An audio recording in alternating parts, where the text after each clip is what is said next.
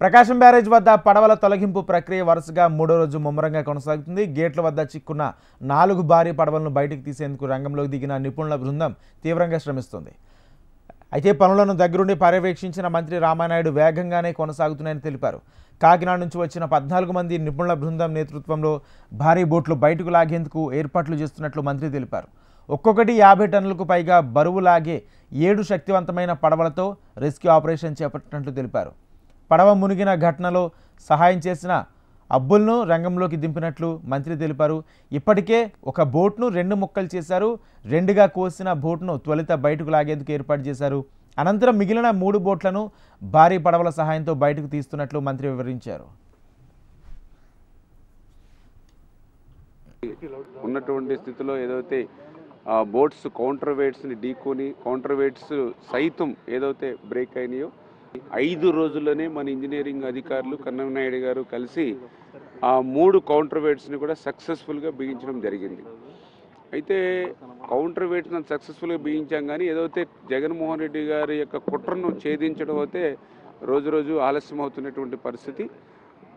ఏదైతే గత 2 రోజుల నుంచి కూడా ఆ యొక్క బోట్స్ని వెలికి తీసేటువంటి కార్యక్రమానికి ఏదో ఒక అవాంతరం, ఏదైతే మొదటగా ఏదైతే బోట్స్ని వెలికి తీసేటువంటి కార్యక్రమం చేసినప్పుడు అది ఒక 40 టన్నుల వెయిట్ ఉంటుంది. అంచేత 50 టన్నుల భారీ వాహనంతో దాన్ని మూవ్ చేయాలని చూస్తే ఆ బోట్లు ఒకదానికొకటి ముడిపడి ఉండడంతో, లింక్ అయి ఉండడంతో 3 బోట్లు కూడా 120 టన్నుల దాన్ని లిఫ్ట్ చేయాలంటే కష్టమైనటువంటి పరిస్థితుల్లో మళ్ళీ ఏదైతే యొక్క డైవర్స్ని అటు వైజాగ్ నుంచి కాకినాడ నుంచి తీసుకొచ్చి వాళ్ళు నీటిలో 15-20 అడుగులు లోతుకి మునిగి దాన్ని కట్ చేసి బోట్ని 2 ముక్కలుగా చేసి లాగాలనేటువంటి ఆలోచనతో పనులు ప్రారంభించారు.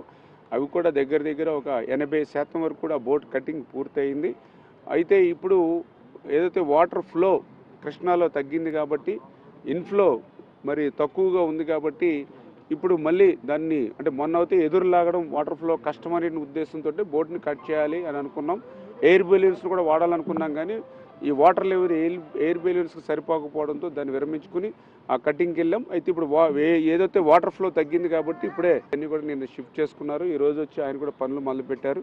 అదేవిధంగా లోకల్గా ఉన్నటువంటి బోట్స్ని కూడా ఇంకొక 4 బోట్స్ని తీసుకుని ఏదైతే ఆ చిక్కుకున్నటువంటి బోట్ని ఒకవైపు నుంచి అబ్బుల్ గారు తన ఎక్విప్మెంట్తో మరి ఇటు సైడ్కి దాన్ని మూవ్ చేసేటువంటి విధంగా, అట్ ద సేమ్ టైం దానికి సపోర్ట్గా ఏదైతే ఆ యొక్క మునిగినటువంటి బోట్కి ఇంకొక బోట్ని లింక్ చేసి ఆ బోట్కి మళ్ళీ ఇంకొక 4 బోట్లు లింక్ చేసి ఈ రకంగా ఈ 4 బోట్లు అదేవిధంగా ప్లస్ ఇటువైపున ఏదైతే అబ్బుల్ గారు యొక్క అరేంజ్మెంట్స్ ఏదైతే ఉన్నాయో దాని ద్వారా కూడా దాన్ని మూవ్ చేయాలనేటువంటి ఆలోచనతో పనిచేస్తూ ఉన్నాం.